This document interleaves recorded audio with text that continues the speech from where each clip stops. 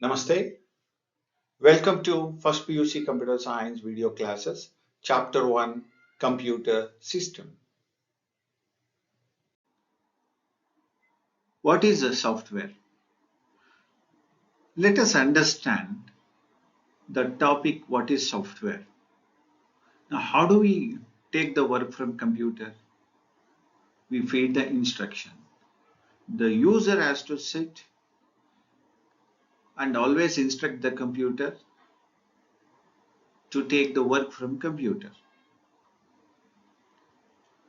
So every time he has to communicate with the computer to make the CPU process. Can it be automatically done? Answer is yes. Suppose he make a list of instruction in a proper sequence, save it as a file, a program file. It is called as the program file, and give that program file to the computer. When the computer opens that file, it will find the list of instructions organized sequentially. According to the sequential order, it is going to start executing all those instructions one after the other till the last line of the instruction present in the computer program. This is the purpose of a computer program. Now let us understand what is software. Collection of computer programs is what we call as software. What is present in every computer program? A sequence of instructions. What is the purpose of these instructions? These instructions instruct the computer to do specific tasks. Therefore, the definition of a software is a set of instructions or programs instructing a computer to do specific tasks. The software guides the CPU to do the activities. What is a CPU? CPU is a physical component in the computer system. Therefore, a computer software and hardware complete any task together. It is not just a software does the work alone. It is not the hardware does that work alone. To drive the hardware, we require a software. If only hardware is there, it is of no use. Computer cannot work. To make the computer work, instruction is required. Those instructions are given in the form of a software. Just the software is not useful. The software drives the hardware. So application of software is hardware only. Therefore, hardware and the software completes any task together in computer system. A software where we cannot touch or view physically. It is intangible. It is not visible. It comprises the instructions and the data to be processed using a computer hardware. Examples of software. Operating system like Ubuntu, Linux, Windows operating system. Application softwares like word processing tool, LibreOffice or MS Word. Video player softwares like VLC player. Photo editing softwares like GIMP and LibreOffice Draw, etc. These are the examples of software. What is a soft copy? A document or image stored on the hard disk or pen drive is called as a soft copy. That is, if any data is stored in the digital form, is what we call as the soft copy. There is a list of soft copy output devices. Example, computer monitor, visual display terminal, video system, audio response system, laptop screens, mobile phones, tablets, projectors, etc. All these things are soft copy output device examples. The computer data which is stored in the computer is printed using a printer device is called as an hard copy.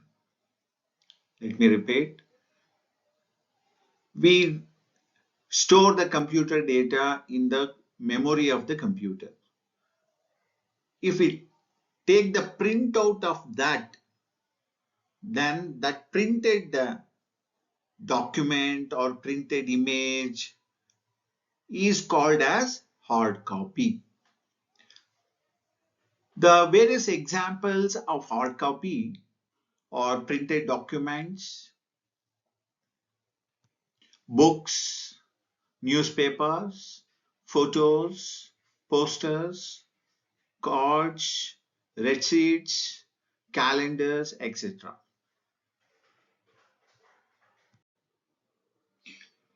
Now, what is the need of a software? What is the use? Why do we require a software? A software is a computer program. What does the computer program include? It contains sequence of instructions. These instructions will drive the hardware. So without the instruction, your computer is not going to respond what you want actually with the computer. Because computer has to understand. Computer can function only when you give command. When you give command, it is sort of a communication between you and to your computer system, which is a hardware. So software acts as an interface between human user and the hardware. That is the importance of a software. Now, what actually the software is going to do? It is going to make different hardware components of a computer to work and communicate with each other as well as with the user. So your software will drive the hardware. Without the software, hardware cannot be driven. And the user use software to drive the hardware. So that is the use of a software.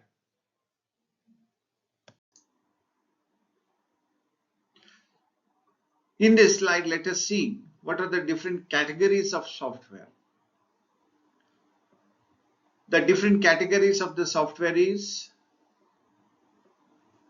proprietary software, freeware, free and open source software. In short, it is called as FOSS. Free and open source software, FOSS. These are the different categories of the software.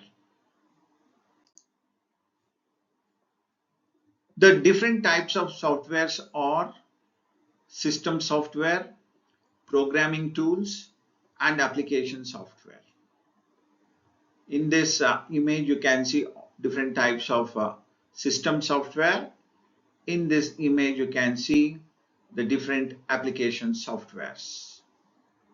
This is the icon for the Linux, Ubuntu, Apple Macintosh operating system, Windows operating system, etc. Whereas here, MS Word, MS Excel, MS PowerPoint, MS Access, Gmail is there, Google Drive is there, PDF reader application software is there.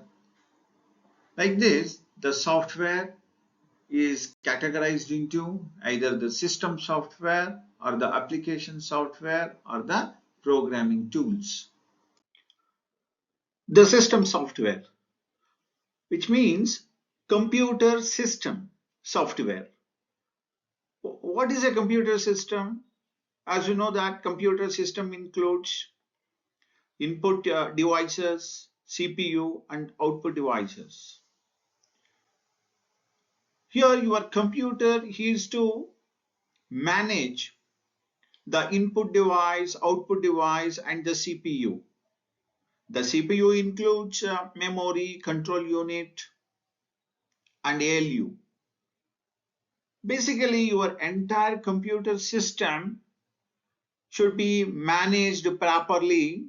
It should be controlled. All the activities of these individual units should be controlled by a software. That software is what we call as the system software. So the system software provides the basic functionality to operate a computer by interacting directly with hardware is called as system software.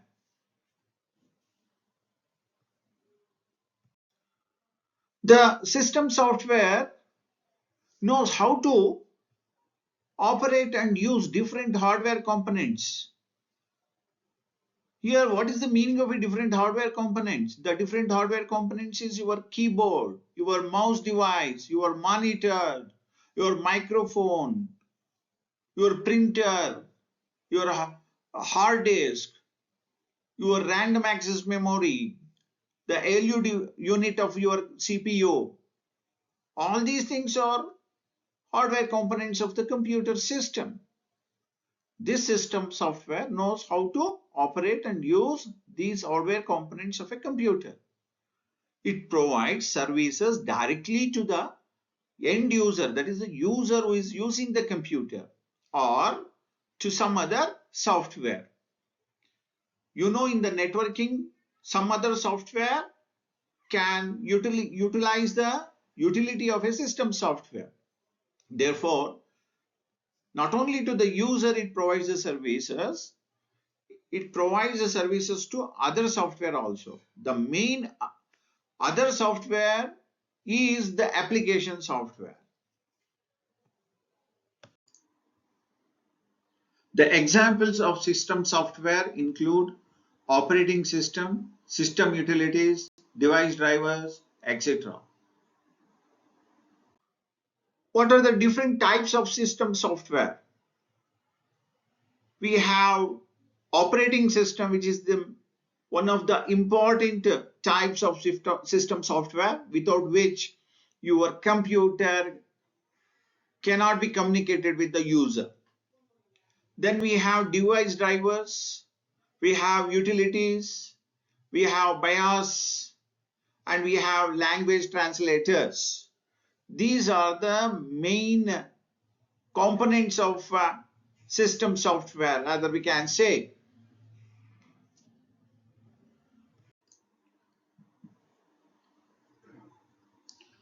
The operating system is a kind of system software. An operating system is the most basic system software without which other software cannot work. So the operating system is an interface between other kinds of software with the hardware. The operating system manages other application programs and provides access and security to the users of the system. So on the screen you can see the operating system. There is an application and there are various hardware components of the computer system, namely hard disk is there, mouse device, printer device, keyboard device, the monitor device. So the user uses the application software. That application software has to report to the operating system. Why it has to report to the operating system? Because it requires an input device. The input device means the keyboard and mouse. The operating system will give access to the keyboard and the mouse according to the instruction given, which is present in the application software. Suppose any data stored is required, okay, in the application software, that instruction will be provided. then the operating system looks into that instruction and give access to the disk drive, and the data can be stored in the disk drive.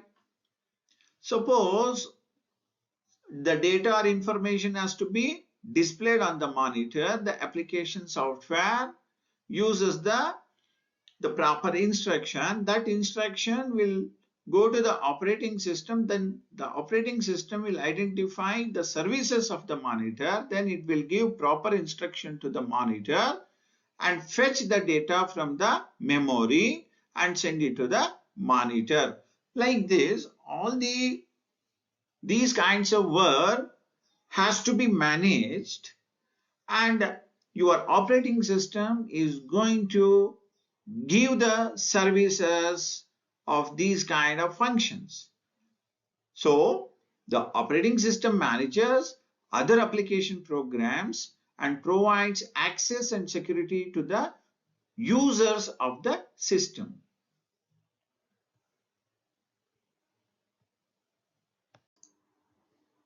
Very popular operating system or Windows operating system, Linux operating system, Mac operating system, VMS, Apple operating system, Android, Ubuntu, Unix. These are the very popular operating systems. System utilities is a type of system software. It is a software used for maintenance and configuration of the computer system. What do we understand by the maintenance of the computer system? Take for example hard disk. We use hard disk to store computer data, computer file, computer images, computer sound files permanently. Hardware is your hard disk drive is a permanent storage device. Over a period of time, we store a lot of files into the hard disk. After some time, we don't want a few files that is stored in the hard disk, then we need to clear it. We need to erase it.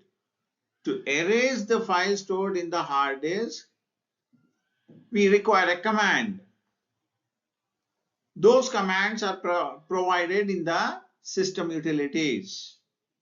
Suppose I want to take a copy of all the files that are stored in the hard disk into some other hard disk or into a pen drive or into a CD drive. This we call it as a backup. So the system utility gives you those set of commands for backup taking.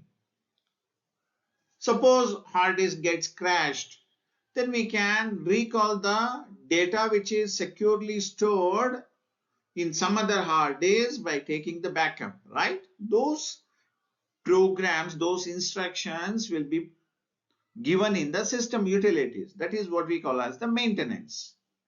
Then what is the configuration of the computer system? The configuration of the computer system is nothing but whenever we attach any new device, we need to properly link that device to your computer system as per your requirement. Take for example, mouse device. The left mouse button and the right mouse button can be interchanged by properly configuring the mouse device, and those instructions will be provided in the system utilities.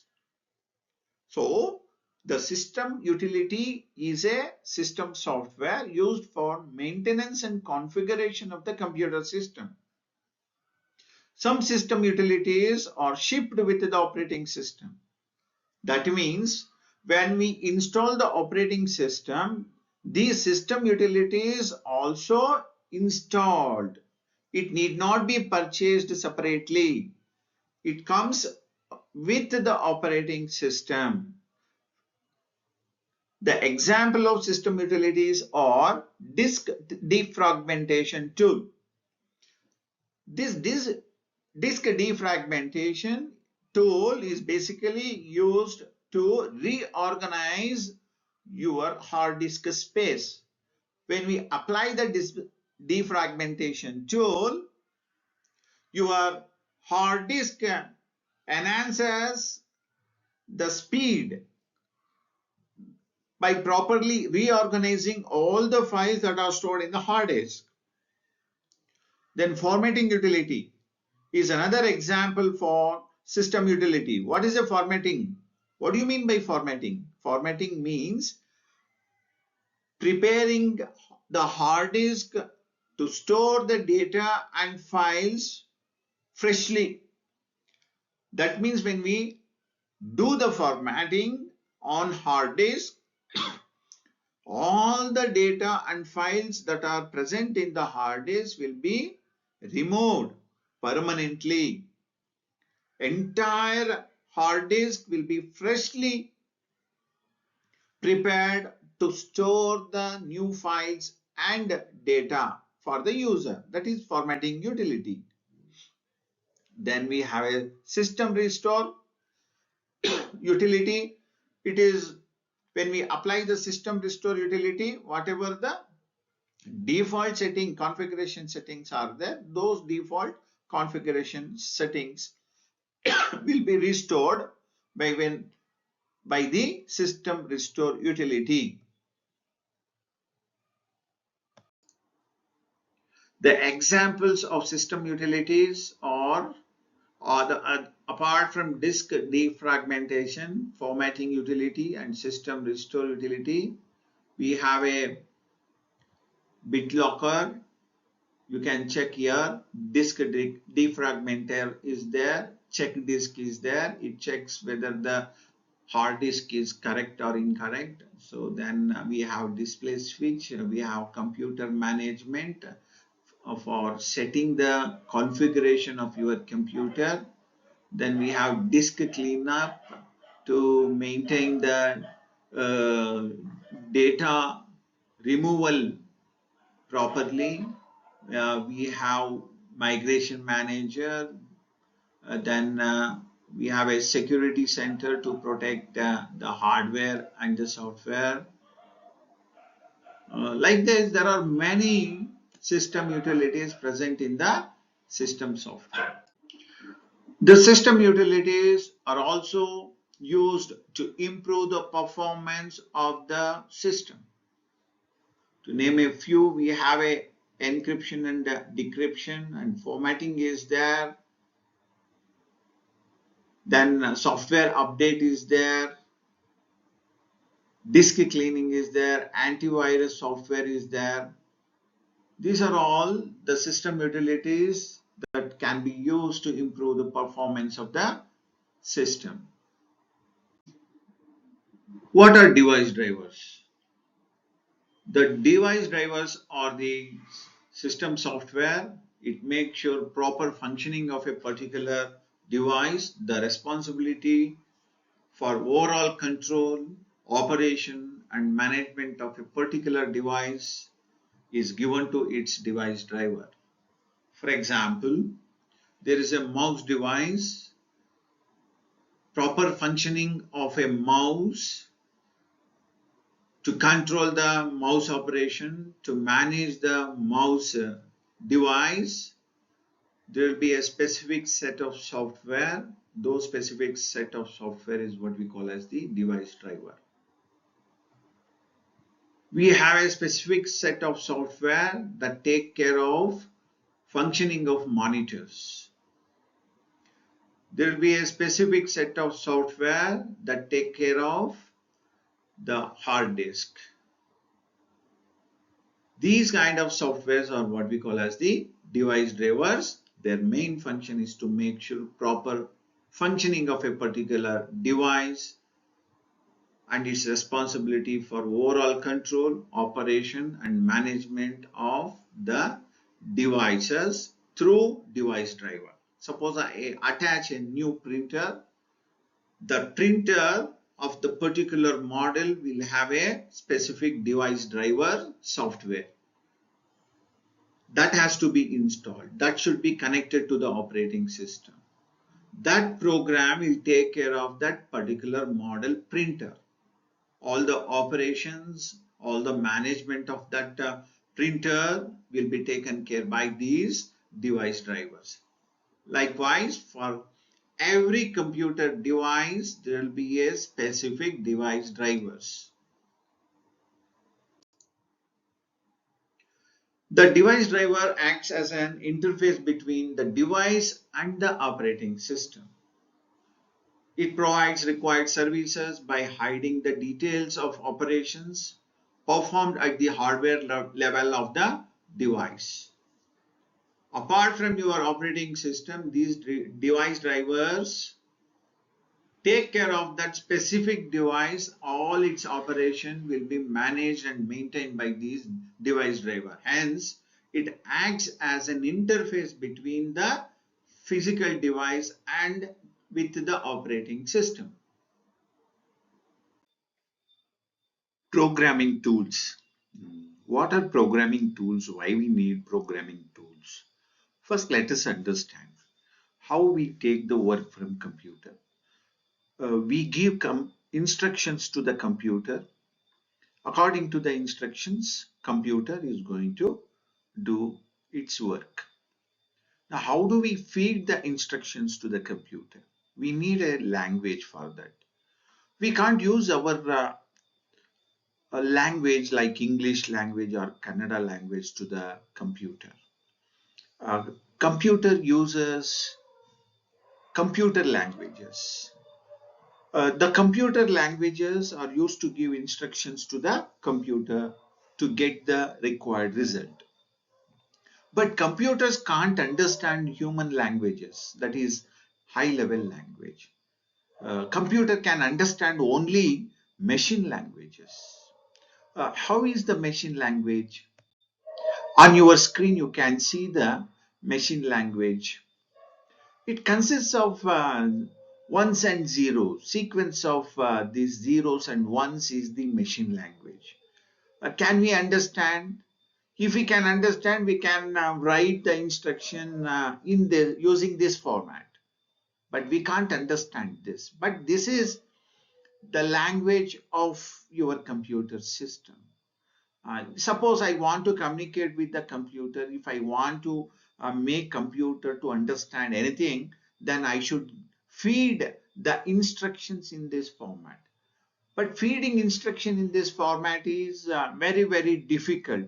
I can't say it is not possible. In first generation of computer, this is the language directly used to communicate with the computer. But those times are very difficult to program the computer. Therefore, the user invented computer languages, which is very similar to our general day-to-day English.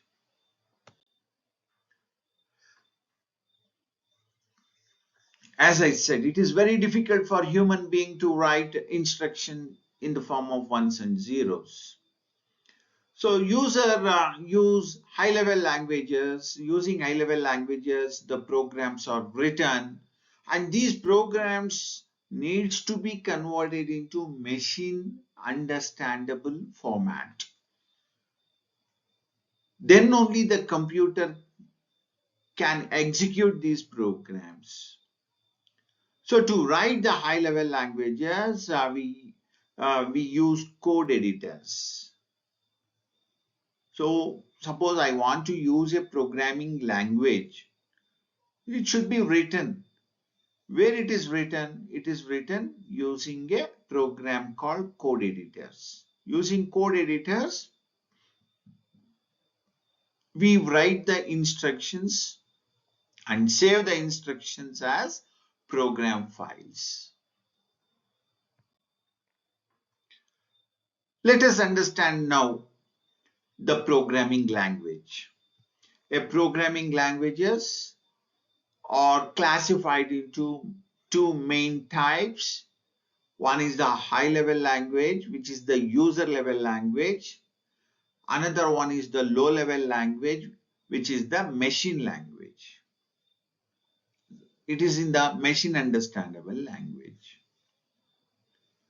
The examples of high level languages: C programming language, C++ programming language, Java programming language, C# programming language, Python programming language, etc. Using any one of these languages, user write programs. Those programs are converted into machine language, then the machine will execute those programs and give us the result. So the low level languages, there is only one low level language called machine language, which consists of ones and zeros. An intermediate language came later, which is also considered as the low level language, that is assembly language. The assembly language was used in the second generation computers. Now, what are the features of low level languages? First of all, the low level language consists of sequence of ones and zeros. The low level languages are machine dependent language. What is the meaning of machine dependent language? If I write a machine code for one type of computer system, it runs only in that computer system. If another computer system is there which is different from the first computer system, then the program written for the first computer will not run in the second type of computer. Then I have to change this program instruction for the second type of computer, then only that computer can run that program.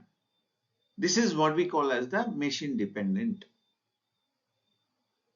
See, there is a computer system A. I write a program for computer system A using machine code.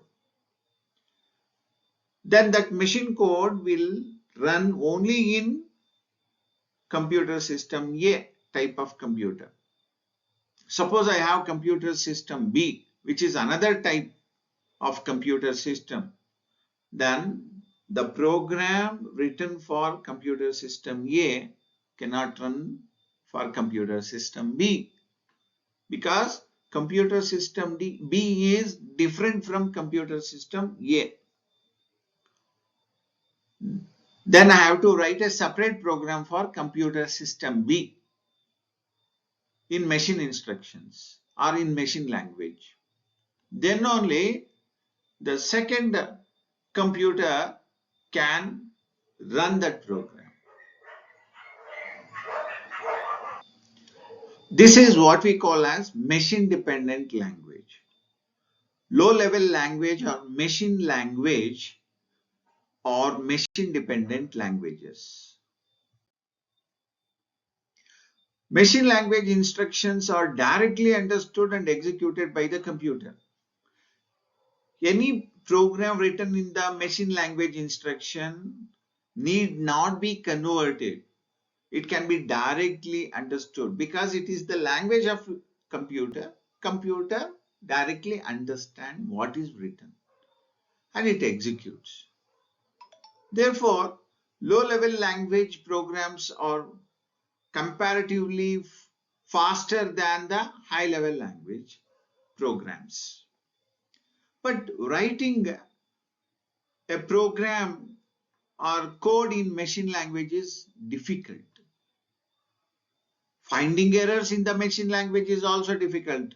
Suppose any error is there in the program which is written using machine language, can we able to identify where is the error located?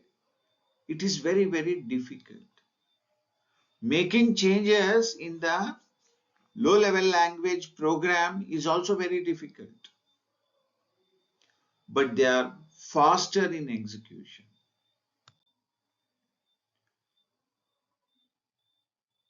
Due to the lot of disadvantages that we find in machine language, assembly language was introduced. The assembly language uses English language or English like words and symbols in the place of ones and zeros, what was used in the machine language programs. Assembly language is also a low-level program, but English like words are used in the place of machine code.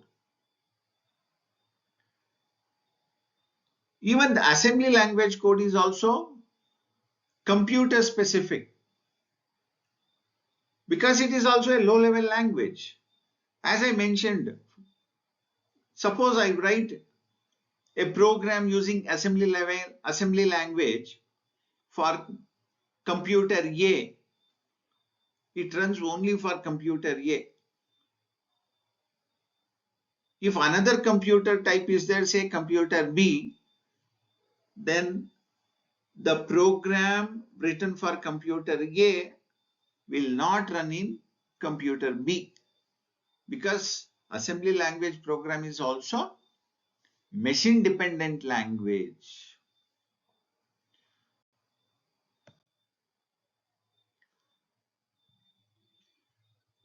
We find several disadvantages in low level language.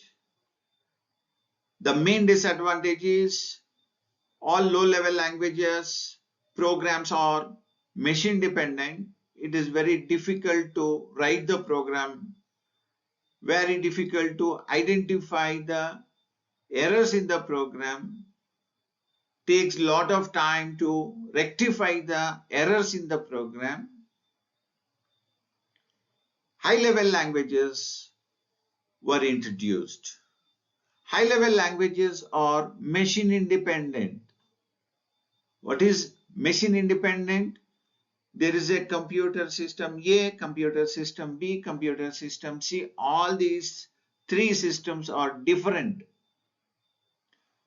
But if I write a program using high level language, that program can run in computer system A, computer system B, and also computer system C without any change is required, without any changes.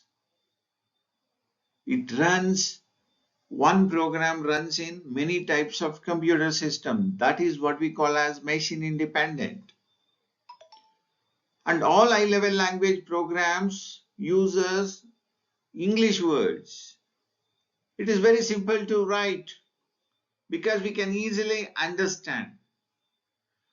High level language programs are very simple to write because instructions uses English like sentences. But high level language follows a set of rules. A set of rules is also called as syntax. Similar to natural language. Suppose I want to form a sentence from an English rule. That rule is what we call as in computer a syntax. But high level languages are user friendly. Only user can understand your computer. Suppose computer wants to understand that high level language programs, then language translators are used. There are different types of language translators to translate user written programs either using high level language or assembly level language or assembly language. But no language translators are required for machine level language or low level language. The different language translators are assembler for the assembly language, compiler and interpreter for high level language. The main function of language translator is to convert from high level language to low level language.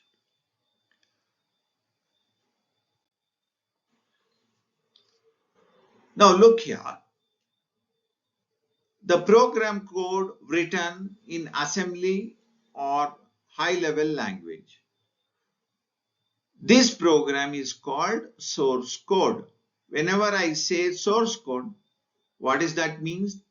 It means it is a program written in either assembly language or high-level language.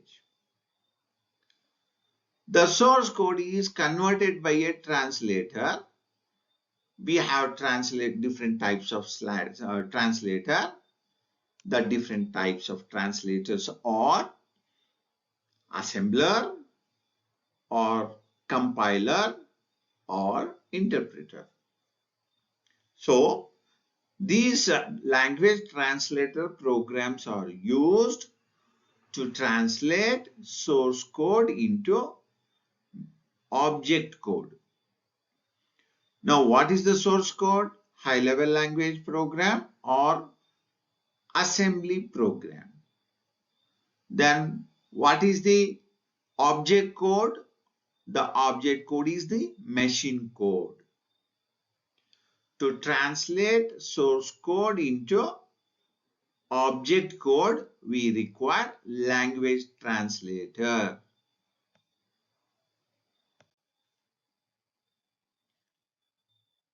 There are different types of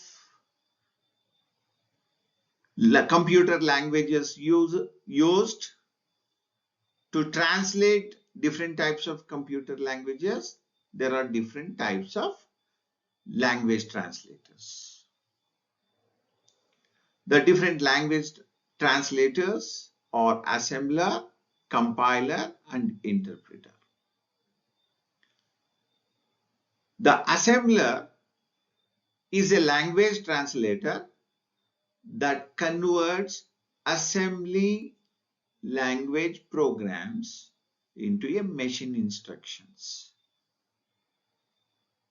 The compiler is a language translator that converts high-level language into a machine instruction.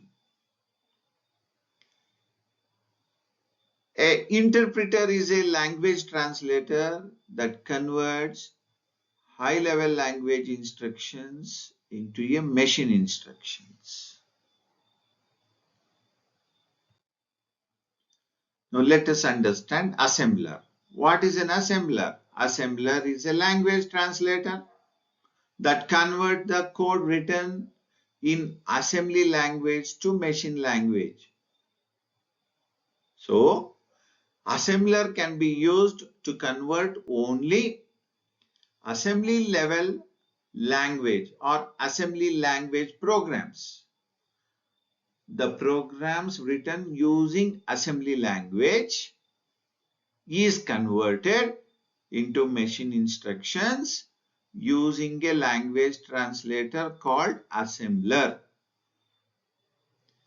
Each assembler can understand a specific microprocessor instruction set only, and hence the machine code is not portable.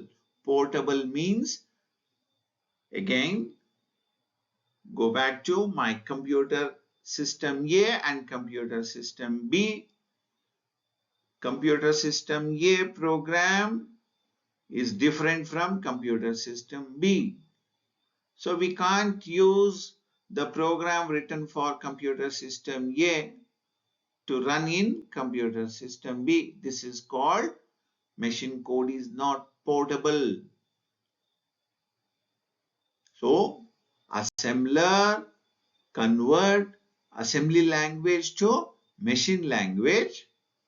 It's a language translator. Now let us understand a compiler. What is a compiler? A compiler is a language translator. The compiler translates high-level language program instructions into machine code. There are different types of high-level languages. C language, C++ language, Java language, Python language. are the examples for high-level language. Suppose I use C++ programming language and write a program, then I can't use a assembler, I can't use an interpreter because the C++ uses a compiler to translate the program written using a C++ programming language into a machine code. So, every programming language uses different types of language translators.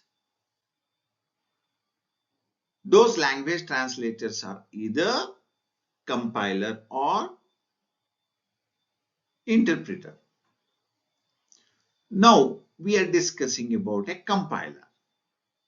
A compiler is used to translate high-level language program into machine code.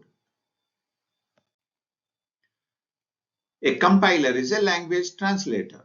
Let us understand how a compiler translates the high-level language program into equivalent machine code. Let me take the example of C++. What is a C++? It is a high-level programming language. Using high-level programming language, I have written a program. This program uses a compiler for translating high-level language into machine code. So first I have a program written in C++. I will give that program to a compiler. Then the compiler will translate only when this program is syntactically correct. What is syntax? A syntax is a set of rules of C++ program. The compiler can translate the C++ program only when this program is syntactically correct. Once it finds this C++ program is syntactically correct, then it successfully translates the C++ program into a machine code. So, a copy of the source code is created in machine code form. Once the machine code file is generated, then we need not translate this source code another time because already there is a machine code program.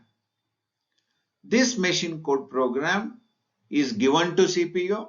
The CPU will run that program.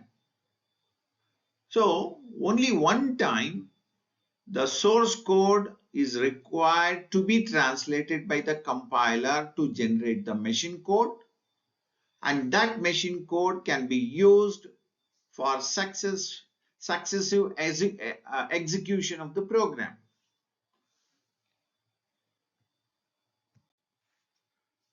Now let us understand an interpreter. What is an interpreter? Interpreter is a language translator.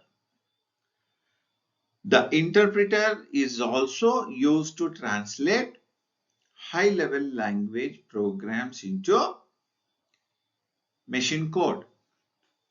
But the interpreter is different from compiler.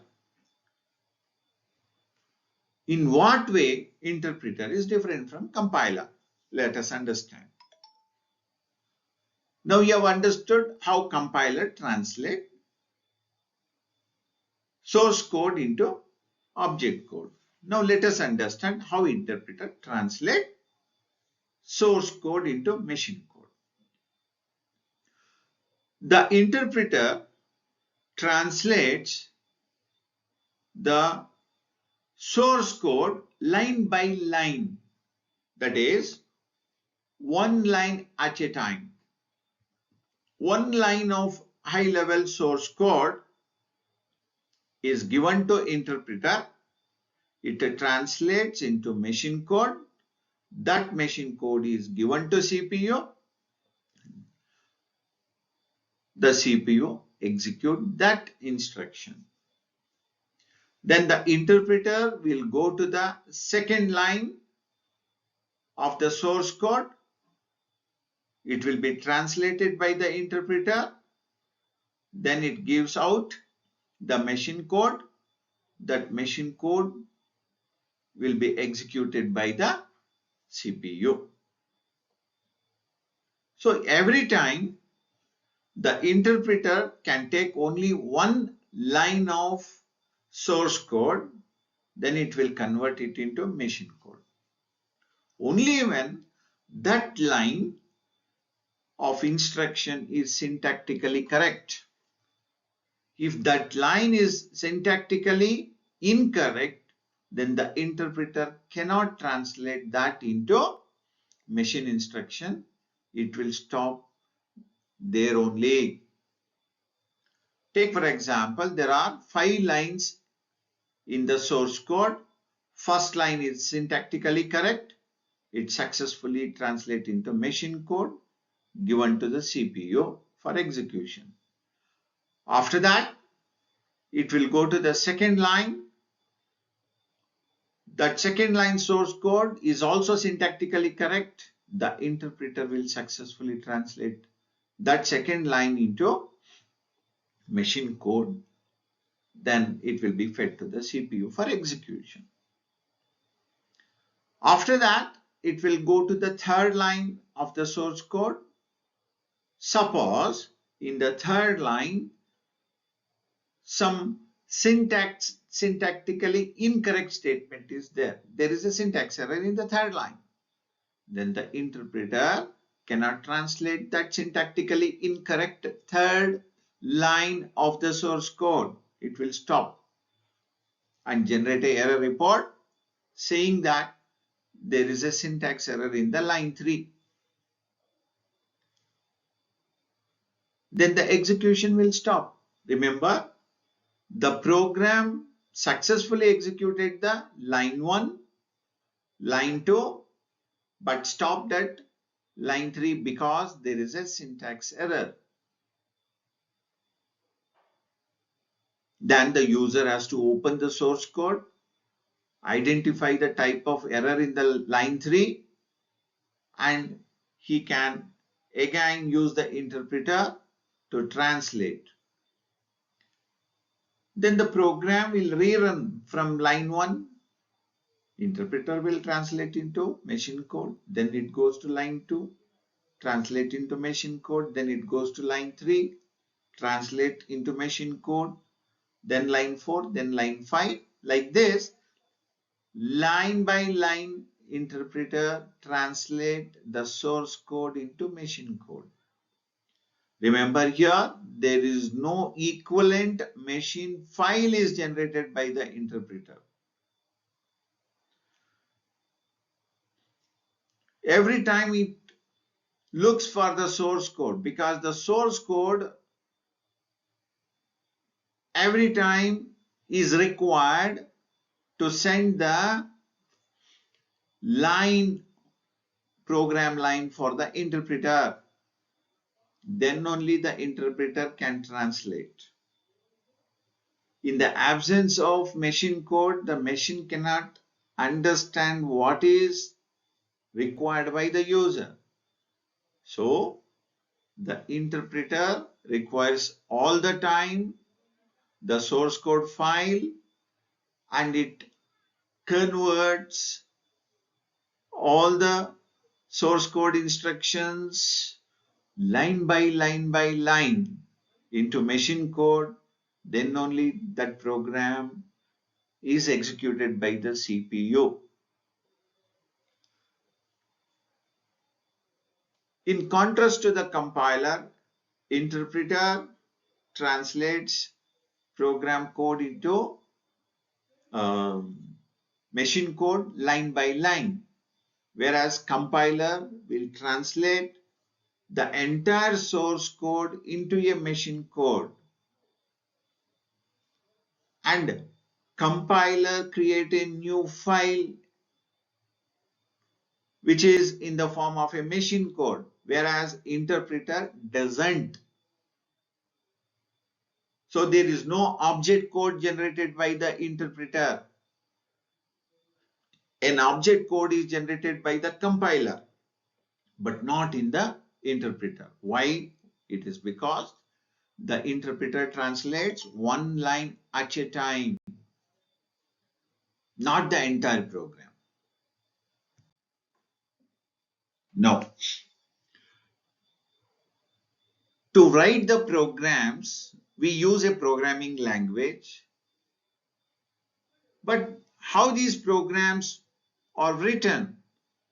To write the programs, we require a text editors. Text editors are is a software. A text editor is a software that allows us to create a text file, and in that we type computer instructions. These text editors, also called as integrated development environment. In short, we call it as a IDE. IDE stands for integrated development environment. What is integrated here? Apart from text editor, there are so many other options to build the program, to find the errors, to rectify the errors, to copy one line instruction and paste that line instruction to another place of the program. Like that, there's various options that will be present in the text editor. Therefore, it is called as an integrated development environment. You can look at the Python text editor. This is the Python text editor. This place is a Python text editor, and this place is the output screen. Now, I require this text editor to write the Python program. Here we have so many tools. This is save, this is open, this is undo, and this is redo. Like this, there are so many other tools present in this. It is not just a text editor. This text editor also comes with saving the file, undo and redo options, and many more options will be present in this. Therefore, it is called as IDE, Integrated Development Environment. Okay, it is also showing the output screen. The result of this command can be seen here in this place. There is a run option, there is a stop option. See, this is what we mean the integrated development environment. The IDE examples are, we have Python IDLE, NetBeans, Eclipse, Atom, Lazarus Debugger. It is a software to detect and correct errors in the source code. So you need to understand and remember the different IDE examples. Python IDLE, NetBeans, Eclipse, Atom, Lazarus Debugger are the few IDE examples. Now we move on to application software. You know what are application software? Application software are the user software. Using application software, the user interact with the hardware. There are many application softwares. Let us understand the different kinds of application software. The application software used for different requirement of the end users. Basically, the application software works on top of the system software. You can see here, there is a inner circle surrounded by a system software layer, and after the system software layer, we have a application software.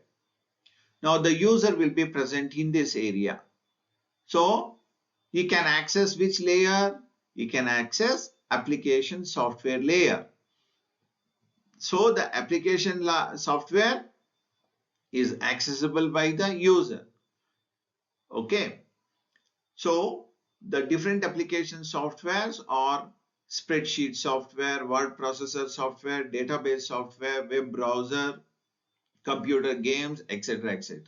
So the user, if he wants to play the game, he will use the computer game software. Okay, that software he will select. That software will go to the system software. The system software will identify the resources that are required to execute this computer program. Then the proper arrangement will be made by the system software to run this computer program in the hardware. The hardware consists of CPU, RAM, disks, printer, etc. Right? Suppose I want a document to be written. Then I don't use the computer games application software. Then I require word processor application software. I will use MS Word, Microsoft Word, take for example. So Microsoft Word is an example for word processor. Using that program, I perform writing the document. So the application software or the software used by the user for different purposes. Suppose I want to create a spreadsheet file, an Excel file, a Microsoft Excel file. I require a spreadsheet application software. Suppose I want to access the internet, then I will use a web browser. Web browser is a application software. Example for web browser is Google Chrome is there, Firefox is there, etc. The application software is categorized into general purpose application software, customized application software.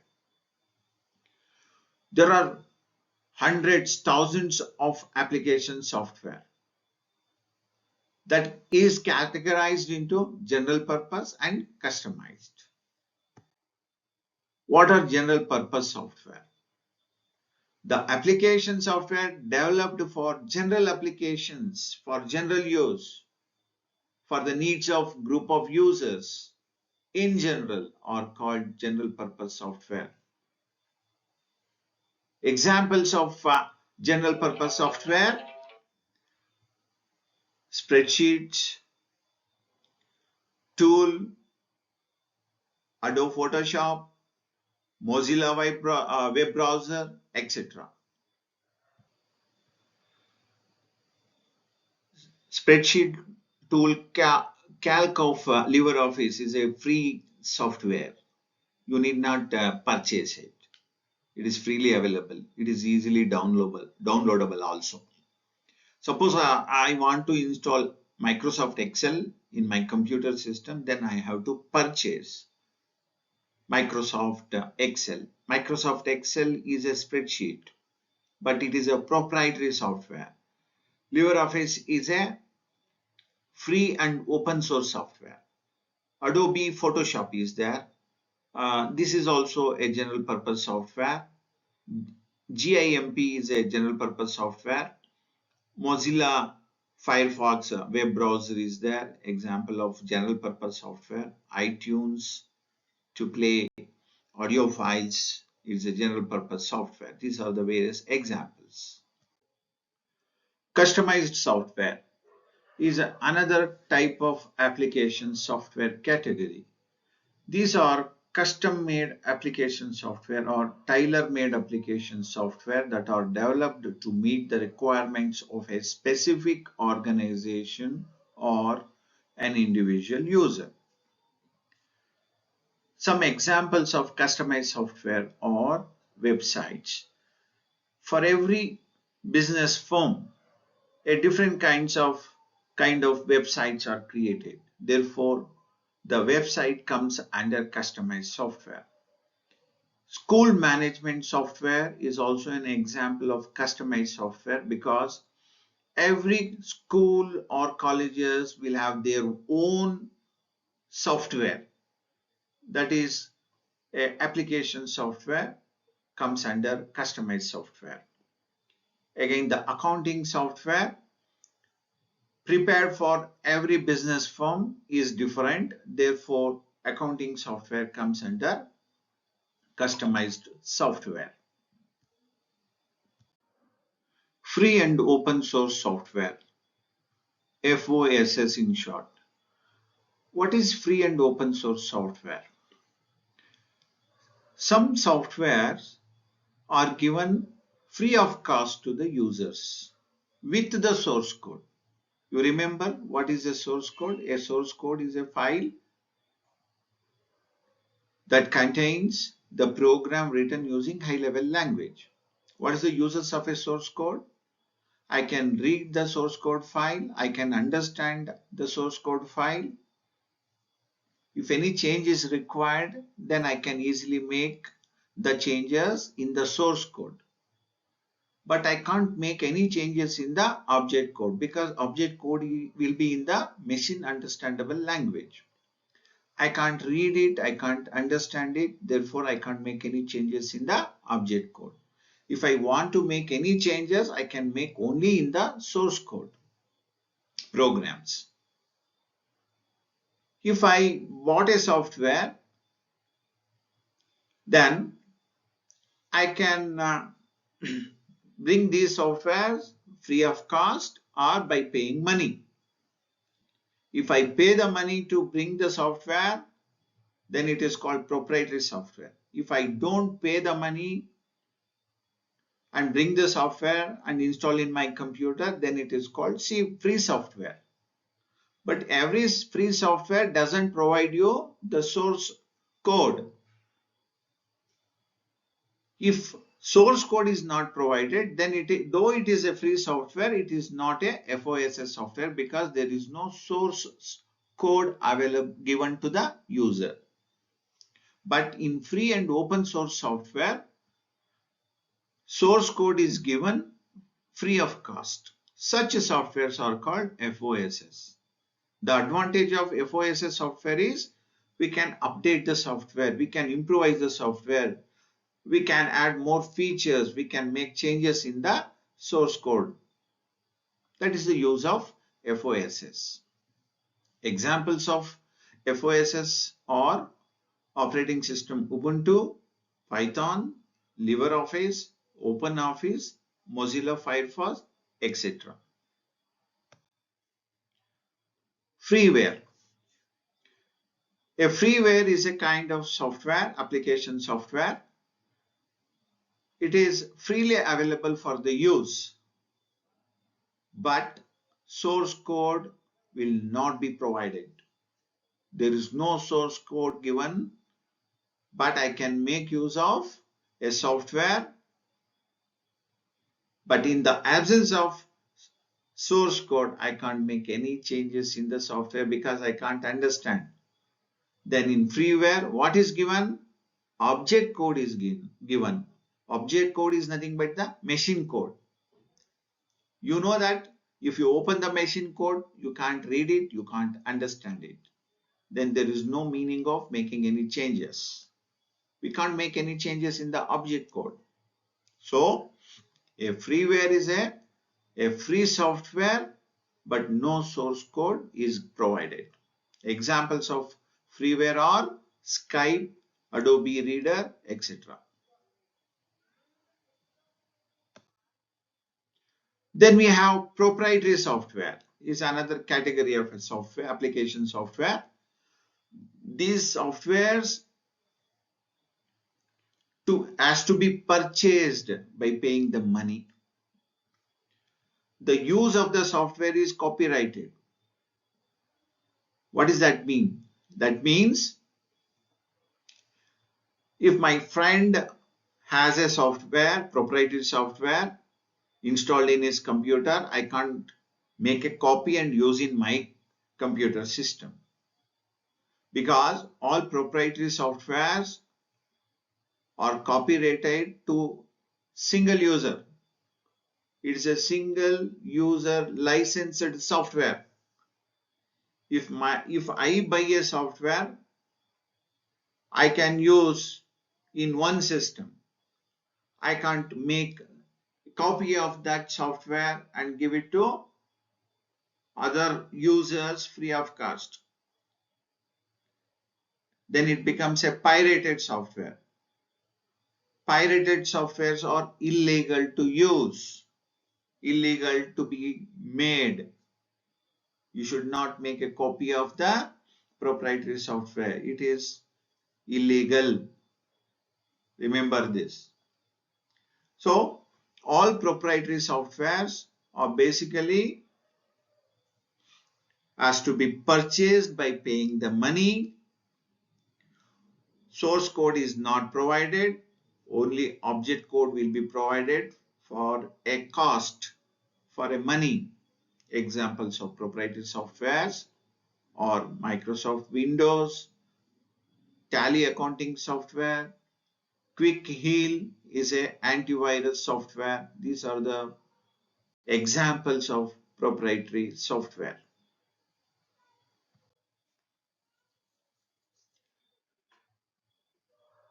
Some of the open source software, Linux, Java is a open source software. Remember, open source software is a free software. PHP is a open source software. Blender is a open source software. Firefox is a open source free software. Whereas proprietary softwares, Windows operating system, iTunes, Google Earth, Skype, Mac, all these softwares are proprietary software. That means we need to purchase these software to use. Operating system. What is operating system? A operating system is a type of system software. What is the function of an operating system? It is a resource manager which manages all the resources of a computer system. What are the resources of a computer system? It may be an input device, it may be an output device, it may be your keyboard, it may be a mouse, it may be a monitor, it may be a printer. A CPU is also a resource. The CPU includes memory, ALU, control unit. All these resources will be managed by the operating system. It not only manages the various resources of the computer, it also controls the various application software and device drivers. It also manages system security by providing username with the password. So backup taking, restoring if any system crash occurs, and also it handles access by different users. These are the various functions of an operating system. Examples of popular operating systems are Windows, Linux, Android in the mobile phones, Macintosh, and so on.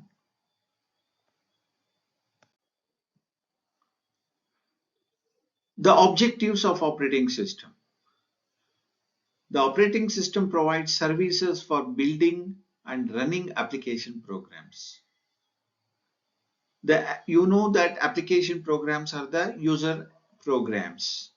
There are varieties of application programs to cater the different requirement of the user. There are plenty of application programs. Using those application programs, the user perform various tasks in computer. So the operating system provides services for such application programs. It loads the application program into the memory and give out the CPU for execution. The operating system decides the order of execution during the multiple programs execution. We know that we can select multiple programs. Without closing one program, another program can be selected. Without closing that another program, another third program can be selected. That means there are multiple programs running at the backend by the operating system. In such a working environment, the operating system is going to decide the order of execution during multiple programs execution.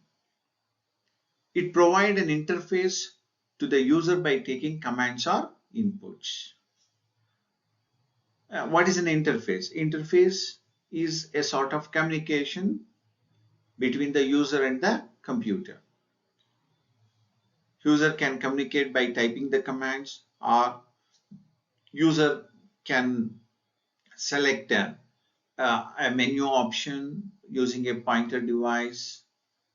These are the different methods of interfaces the operating system provide to the user.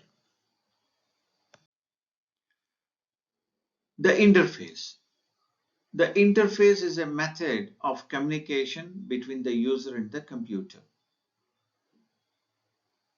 It's a way of communication. How do we communicate? Sometimes we communicate using, say, verbal voice or by making action. Likewise, in an operating system also, there are different kinds of interfaces used. The different types of user interfaces are command-based interface, graphical user interface, touch-based interface, voice-based interface, gesture-based interface.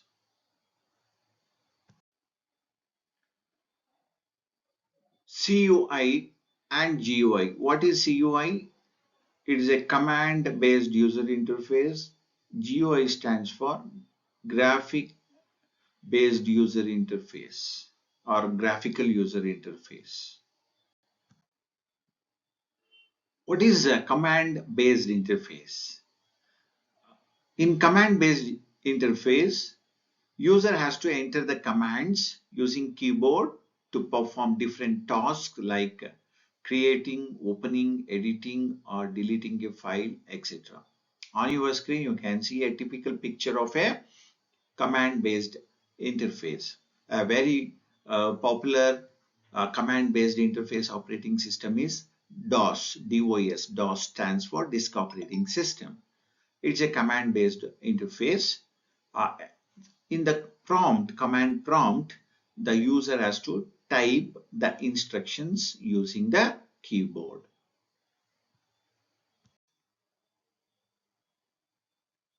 The features of command-based interface operating system are it is less interactive and usually allows a user to run a single program at a time. It's a single user program, single user operating systems.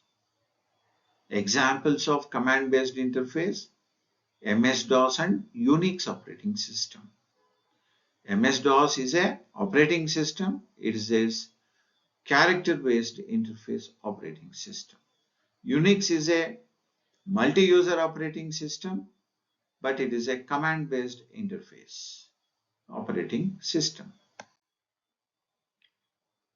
Another category of user interface is graphical user interface.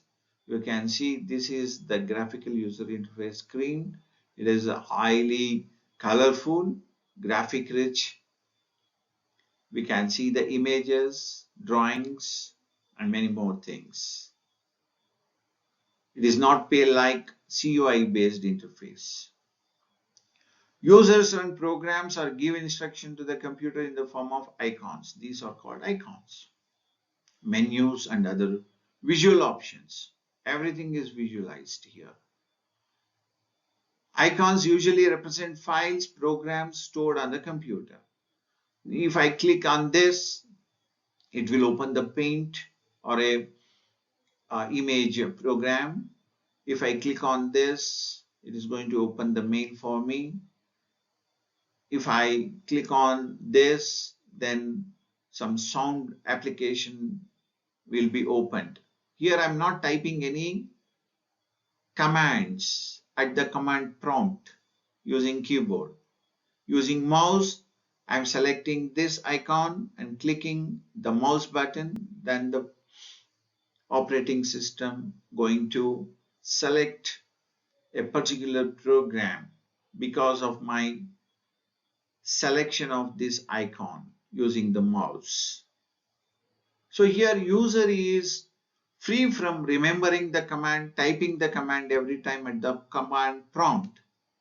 He can simply look at the graphic images and make choices by selecting it. So basically GUI or user-friendly interface compared to CUI.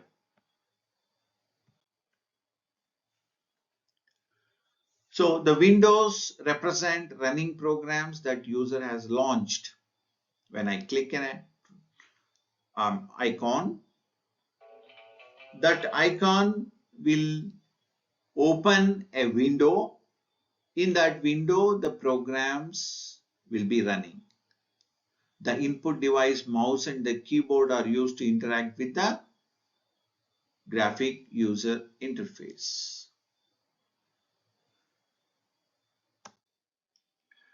Examples of operating systems with GUI interfaces are Microsoft Windows operating system, which is a single user operating system, Ubuntu, Fedora, and Macintosh operating system are the examples for the operating system with GUI interface.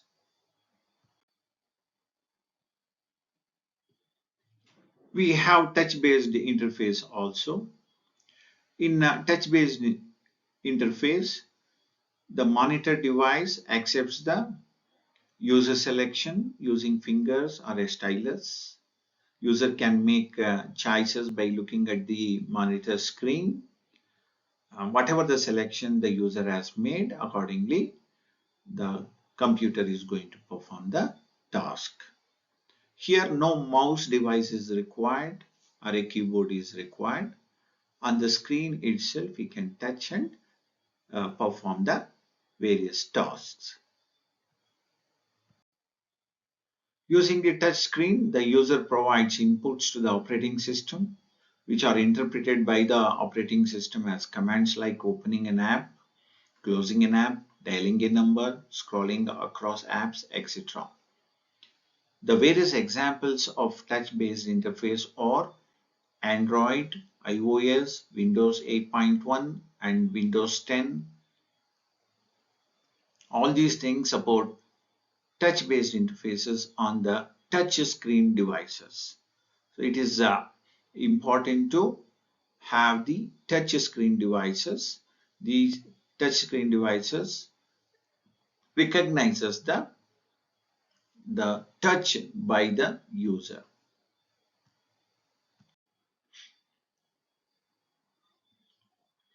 Voice-based interface.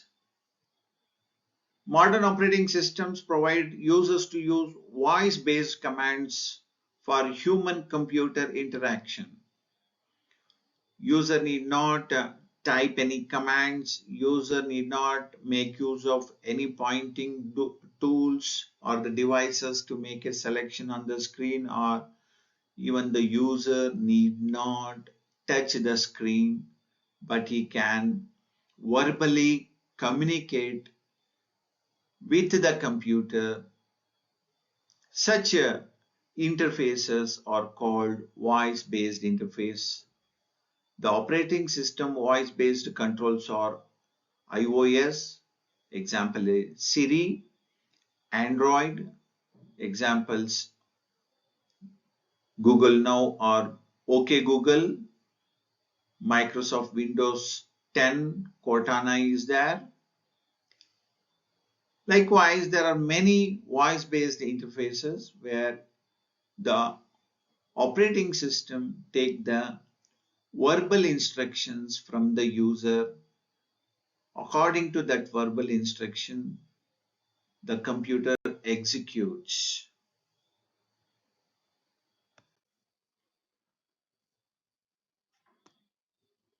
Gesture-based interface. Gesture-based interface are the latest technology interfaces. We find the gesture-based interface in Android, iOS smartphones, as well as laptops. Allows users interact with the devices using gestures like waving, tilting, eye motion, and shaking. Such kind of interfaces are useful in gaming applications, medicine field, and other areas.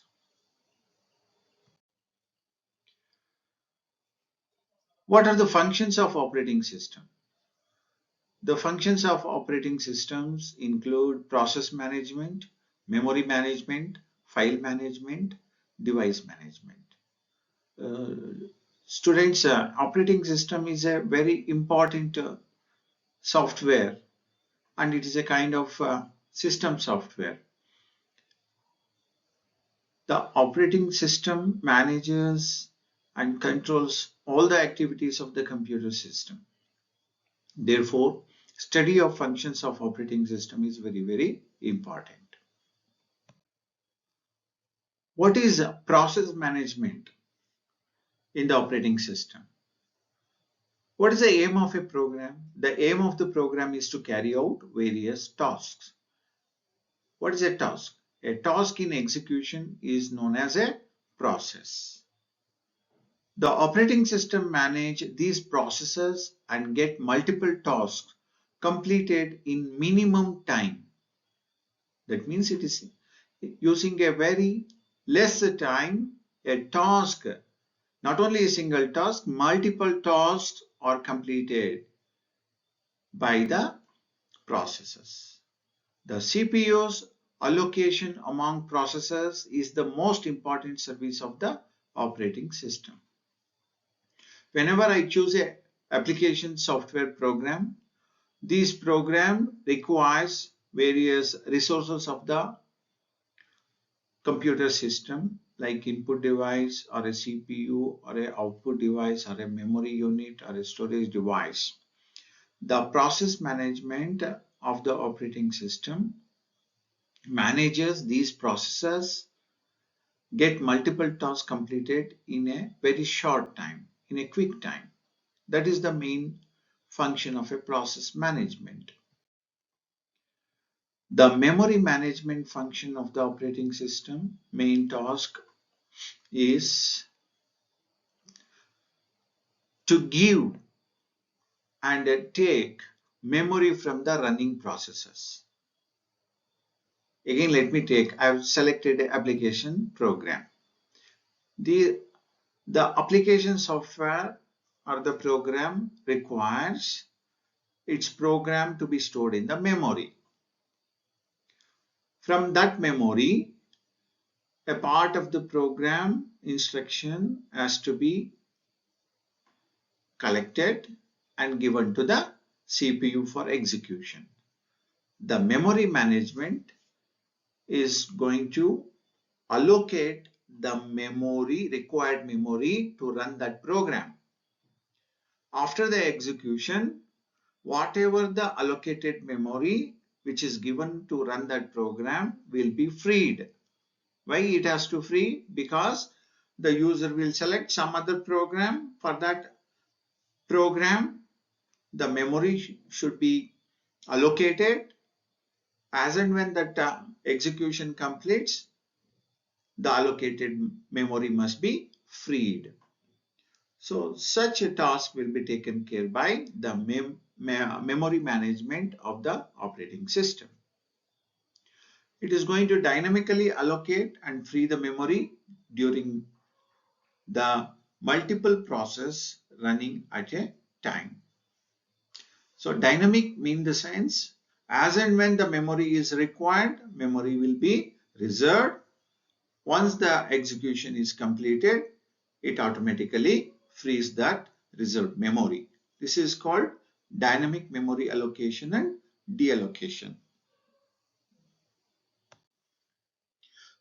The file management functions of the operating system involves the creation, updation, deletion, and protection of data and programs stored in the form of files in the secondary storage devices. The protection is an important function of an operating system. By not allowing other users to access the files, therefore, it identifies the user. The user has to give proper password for the authorization and authentication. Then only the file management function of the operating system will give the access to the files for open, to make changes, or even to delete. For deleting a file, he has to access the file. To access the file, the user has to enter into the computer system, for which he has to enter the password.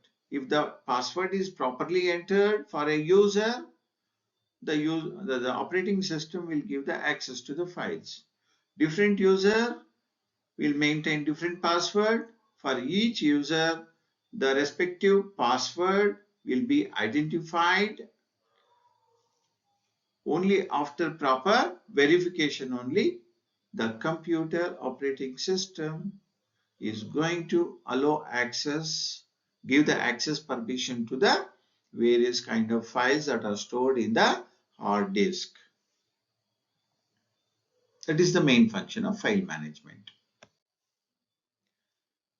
The device management function of the operating system manages all kinds of input and output devices. IO devices means input and output devices, and other devices that are interdependent devices. Examples of the IO devices are keyboard, mouse, and the output devices are monitor, scanner is an input device, camcorder is an input device, CD-ROM is an input and output device, USB ports are IO devices, web camera is an input device, microphone is an output device, input device, and the printer is an output device. So the device management is going to manage all these connected IO devices and other devices that are interdependent. The operating system interacts with the device driver software for a particular device. Each device will have its own device driver software, and the operating system is going to interact with such device driver software for that particular device. It provides the options for configuring a particular device. It allows to set security measures and control the access to different devices to the authorized users only, the software and other hardware only. From this, we come to end of chapter 1. The weightage of marks for the final examination from the chapter 1 is like this. VSA stands for very short answers. It is a 1 mark question category. There will be 2 questions under the VSA category. Then SA stands for short answers. It is a 2 marks question category. 1 question will come from this category. LA stands for long answers. It is a 3 marks question category. One question will be asked from LA, and we have large question category. Lower order thinking skill is the full form of large. It is a 5 marks question category. One question will be asked from the large, and one question will be asked from the hearts, which is it is also 5 marks question category. The abbreviation of HOTS is higher order thinking skills. So in total, 17 marks is allocated from the chapter 1. Therefore, it is very, very important to study. 2 questions from 1 mark category, 1 question from 2 marks category, 1 question from 3 marks category, 1 question from 5 marks category, and also 1 question from 5 marks category. Totally 6 questions will appear from this chapter alone.